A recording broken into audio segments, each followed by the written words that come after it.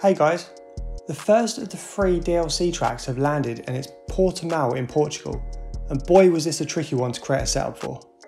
Not only have we got a new track which is hard enough on its own, we've got to find a completely fresh setup approach, as both the setups on the time trial leaderboard and the preset setups just didn't work for me at all. But then we've also got the performance patch which dropped in this same update, which has slowed the cars down by a couple of seconds. Portimao itself is a super tricky but very fun track to drive. It's fast, sweeping, there's huge elevation change, and you've got to ensure your car is set up perfectly, otherwise the rear end will step out at every opportunity. So jumping straight into the setup. I've gone with an aero setup of 7 and 8, which is a little lower than I was running during my testing, but I found that if you run much higher than this, you're going to have so much drag down that really long back straight that you're just going to find it almost impossible to pull overtakes during the race. Moving on to the transmission, I've gone with a fairly balanced on diff of 72%. A lot of the time trial setups were running with super high on-fold diffs, and so were the presets. But for me this just didn't work, especially out of some of the slower corners.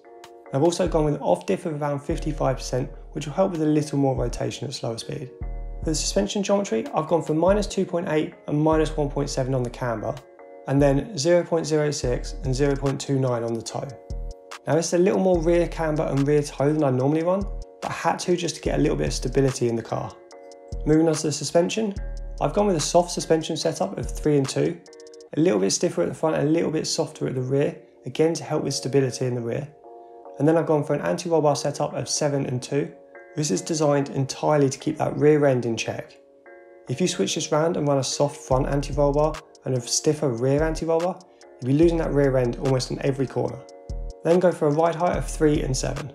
For the brakes, I've gone with 95% brake pressure for good braking performance and 57% brake bias.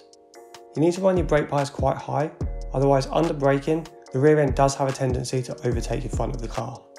Then I've gone for high tyre pressures all round of 24.6 on both fronts and 23.1 on both rears.